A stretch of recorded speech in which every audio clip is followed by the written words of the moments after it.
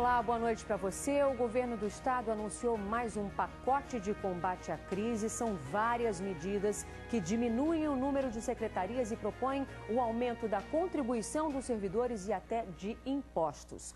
O déficit estimado nas contas do estado é de 52 bilhões de reais até 2018. Se todas essas medidas forem aprovadas, o governo espera ter mais de 13 bilhões em 2017 e cerca de 14 bilhões e 600 milhões de reais em 2018. Mas o próprio secretário de Fazenda reconhece que não é o suficiente. Ele diz que só vai haver equilíbrio fiscal em 2022 ou 2023. Algumas medidas já estão valendo e outras dependem da aprovação dos deputados estaduais. A gente vai te contar todos os detalhes desse pacote, vai explicar o que muda para você que é servidor público e também o impacto no seu bolso, cidadão do Rio. Nós começamos mostrando os cortes na estrutura do governo. São mudanças que já estão valendo. Algumas das medidas anunciadas pelo governo hoje de manhã foram publicadas no Diário Oficial do Estado. Foram 6 decretos, entre eles o que define a nova estrutura administrativa do governo, a partir de 1º de janeiro do ano que vem. O número de secretarias cai de 20 para 12. A Secretaria de Planejamento foi incorporada à de Fazenda. A Casa Civil passa a agrupar as secretarias de Governo e de Trabalho e Renda. Ficam vinculados à pasta outros órgãos, como o PROCON, e programas como o Lei Seca, o Aterro, o Lagoa, o Centro e o Meier Presente. A Secretaria de Transportes vai incorporar as secretarias de Obras, Desenvolvimento Econômico e Agricultura. A pasta passa a se chamar Infraestrutura, Agricultura e Desenvolvimento do Interior. E se reportam a ela órgãos como a SEDAI, a SEASA e o Departamento de Estradas de Rodagem. A Secretaria de Saúde vai incorporar a Secretaria de Assistência Social e Direitos Humanos. A Saúde também incorpora órgãos e fundações, como a Fundação para a Infância e Adolescência, a Fundação Leão 13 e o Conselho Estadual dos Direitos da Mulher. A Secretaria de Ciência e Tecnologia incorporou a de Cultura. Ficam vinculados a esta pasta o Teatro Municipal, o Museu da Imagem e do Som e a FUNARGE. O decreto prevê que as 12 pastas cortem no mínimo 30% dos cargos em comissão e 30% no valor das gratificações de encargos especiais em cada uma das secretarias incorporadas. O governo também quer extinguir 7 autarquias e fundações. As medidas são medidas duras, ninguém aqui está satisfeito, né? Longe de mim como gestor, como uma pessoa passageira que está aqui à frente do governo, eu e o governador Francisco Dornelles, queríamos estar tomando as medidas que nós estamos tomando. São medidas que mostram o horizonte de que nós podemos atravessar essa turbulência, essa queda que nós tivemos do nosso PIB, das nossas receitas, principalmente das nossas receitas aqui no estado do Rio de Janeiro. Essas medidas nossas mostram que nós podemos enfrentar a crise com todo mundo junto, tanto os ativos como os inativos. Para mostrar que também são afetados pelas medidas de austeridade, quem ocupa altos cargos no governo terá um corte de 30% nos salários. Isso vale para o governador, para o vice, chefes de gabinete e presidentes de empresas, autarquias e fundações. Este especialista diz que esperava que o governo cortasse mais na própria carne e que os outros poderes também dessem uma contribuição maior. Essa simbologia de cortar salários do governador e do secretário deveria ser estendido também ao legislativo, ao judiciário. Nós não temos que manter para essas pessoas carros oficiais com motoristas pagando IPVA, desde conselheiros, deputados, desembargadores, autoridades da alta cúpula dos órgãos constitucionais. Todos eles têm certos privilégios que hoje não tem mais como manter. Essas ações elas não conseguem resolver o problema nesses próximos 2 anos. O tamanho do problema é muito grande. Todo ajuste fiscal ele não é imediato a sua resolução, o problema não se resolve de forma imediata. A gente precisa de um tempo para que as ações entrem em funcionamento e haja uma convergência sobre a redução de despesa e aumento de receita. Olha, outras medidas propõem o aumento da contribuição dos servidores. Alguns, por exemplo, que não pagam nenhuma alíquota, podem ter que pagar 30% do salário se o projeto de lei for aprovado na Assembleia Legislativa. E foi em frente à Alerj que os servidores fizeram hoje à tarde uma manifestação. Eles se reuniram em frente à Assembleia Legislativa em protesto contra as propostas do governo. É uma catástrofe, na verdade, né? É uma tragédia, uma crise que foi escrita e desenhada pelo próprio governo. É o que começou em 2007, quando começaram a ser concedidas isenções fiscais indiscriminadamente. O Estado do Rio de Janeiro quebrou. E agora, depois da porta arrombada, o governo está querendo colocar a fechadura. Agora não dá mais. Por isso, eles falam que o esforço agora é para que essas medidas não sejam aprovadas na Assembleia. O projeto de lei propõe um aumento de 11% para 14% da contribuição dos servidores ativos para a Previdência. E eles ainda teriam que pagar uma alíquota extra de 16% do salário. Essa alíquota também está prevista para os inativos e pensionistas que recebam mais de R$ 5.189 por mês. A cobrança seria feita por 16 meses. Os inativos e pensionistas que têm salário menor, hoje isentos de desconto da Previdência, passariam a pagar uma contribuição de 30% dos vencimentos. Por exemplo, quem recebe R$ 1.000 ganharia apenas 700.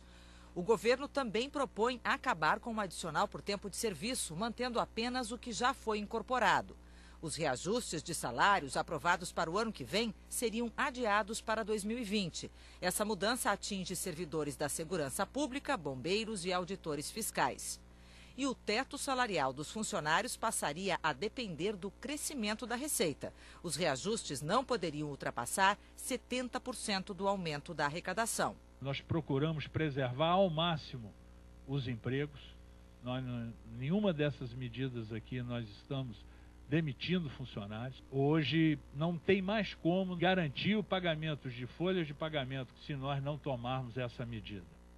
O governo também quer aumentar impostos e cortar benefícios sociais.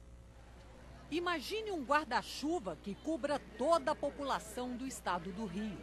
É assim que a gente pode enxergar o alcance das medidas do governo. Ninguém fica de fora.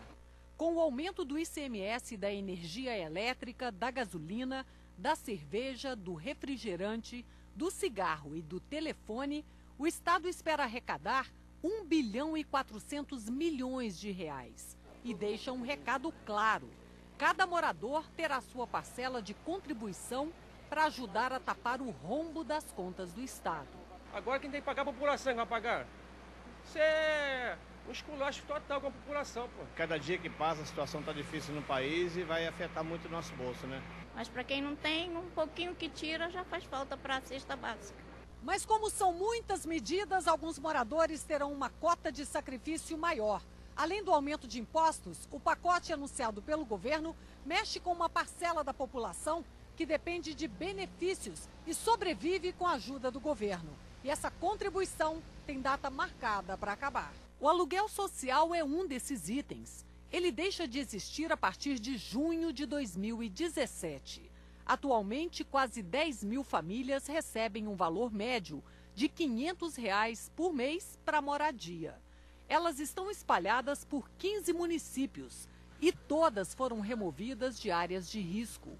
A casa onde as irmãs Eliette e Miriam moravam, em Friburgo, foi interditada pela Defesa Civil depois da tragédia da Serra em 2011. Elas recebem o aluguel social, mas ele não é pago há 2 meses. Agora é só mesmo aguardar a obra de contenção para a gente poder voltar para casa, pelo menos, né? Já que não tem o aluguel, a gente volta para casa, porque os gastos a gente já está cortando. Os restaurantes populares que cobram R$ 2 por um prato de comida também estão sob ameaça. O governo quer passar os restaurantes para os municípios. Se isso não acontecer, eles devem fechar as portas em junho do ano que vem, deixando de servir quase 35 mil almoços diários. O buraco sai do cofre do Estado e vai para o estômago de muita gente. É uma coisa barata, R$ 2, até para nós mesmo, caminhou também, que fica difícil, né? E quem usa o bilhete único também vai sentir. Num decreto que começa a valer a partir de janeiro do ano que vem, ele sobe de R$ 6,50 para R$ 7,50.